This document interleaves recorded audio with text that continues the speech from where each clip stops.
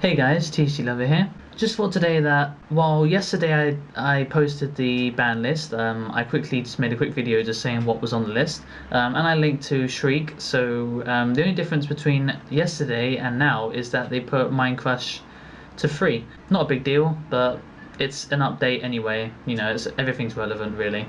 But there's two cards that I really want to talk about from the ban list. One of them is Sangan, and the other one is Solemn Warning. Out of all the cards that have moved on the list, or banned, or whatever, it's the two cards that I feel are going to have the biggest impact on competitive play. You know, it depends on what deck you play, because you could say that Wind Up Magician was a big hit for the deck, and MIT in a way, but generally Sangan and Solemn Warning are generic cards which really have its place in pretty much every deck right now, you know, except for a few. When, you know, as long as you've got search power in a different method, then obviously you wouldn't run Sangan because it's a bit slow. But for generic decks who need search power, it was a great card. So I'll talk about Sangan first. Okay, so Sangan was great because you could get it with Tour Guide, right? You just go Tour Guide Sangan, and then obviously you can just search, and then you can make up the Tour Guide that you use in your hand. So you don't really lose much. You know, stuff like Rescue Rabbit, right? I was thinking that Rescue Rabbit was going to go to 1, but Sangan going to 0 actually hurts Dino Rabbit really hard. The fact that Rabbit went to 2 last format meant that you had to either draw the card, or you had to search it with Sangan, or if you want to run Pot of Duality or something, you can do that as well. But Sangan was the main method with Tour Guide into Sangan was the main method of getting to that rabbit, so you actually had a consistent way of getting rabbit into your hand before you drew all of your dinosaurs. But if you take away the Sangan, how are you going to search the rabbit? There's no way to search it. It completely cripples the deck in a way that people don't even realize. Like, you know, oh yeah, let's hit rabbit instead, because then it hits all the other archetypes. It's like, yeah, other archetypes can always use Sangan to get the rabbit. Even if rabbit was a 1 instead of Sangan, then Tour Guide into Sangan, Sangan gets that rabbit, rabbit makes Oakfion, Largia, whatever, and then that's that. But at least rabbit to 2 means that you can still play the deck. Okay, because there's a lot of decks that I can think of where you can still use the Rabbit engine, but you don't need Sangan because you can search.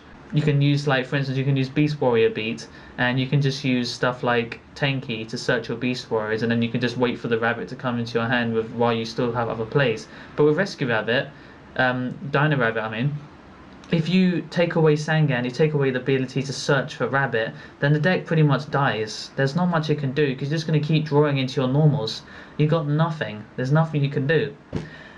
So I feel like hitting Sangan is a very crippling thing to do, but in a way it will help a lot more than it will hurt.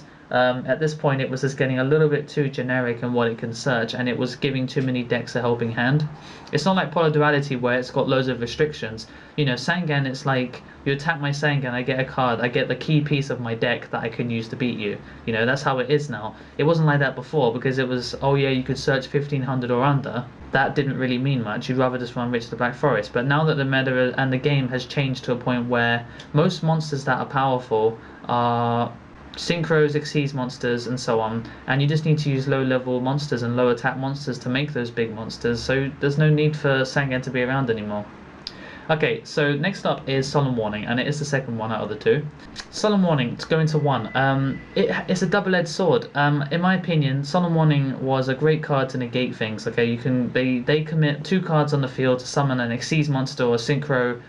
You Solemn Warning, you end it. You know, they go summon Hyperion, summon BLS, summon Chaos Sorcerer, summon Abyss Megalos, summon Priestess of Prophecy, Solemn Warning, just stop it right there.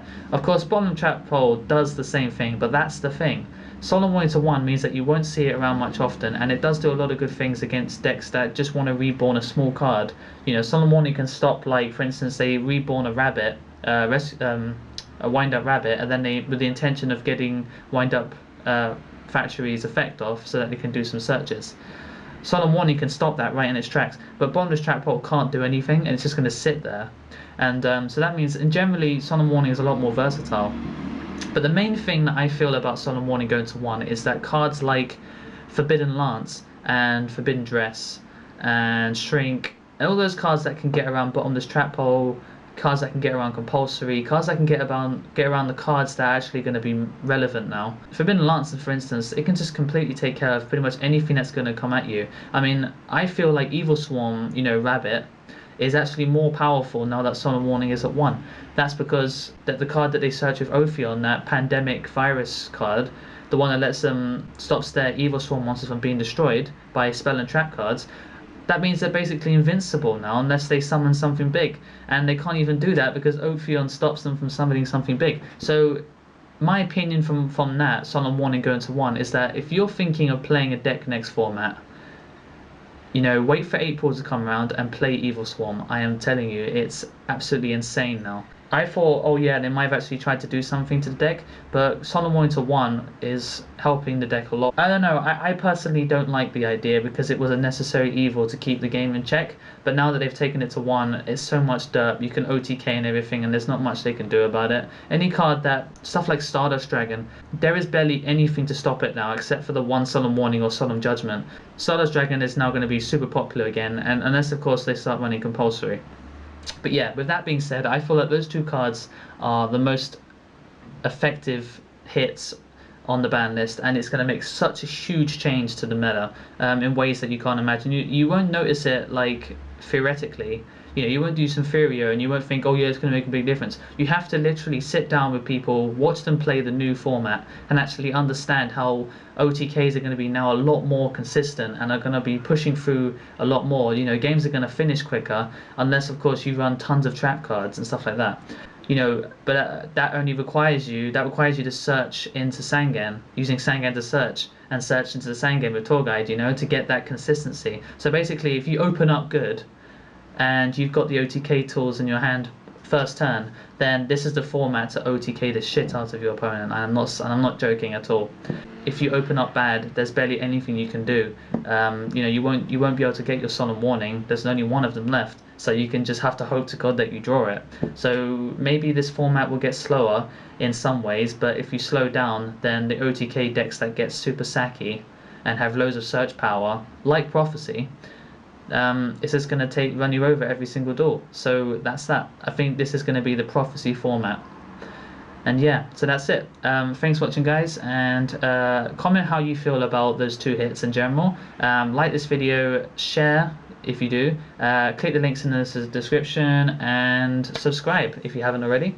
Thanks to everyone who's been subscribing recently, it's been really great. So thanks for watching, guys, and until next time, the Thetcglover is out.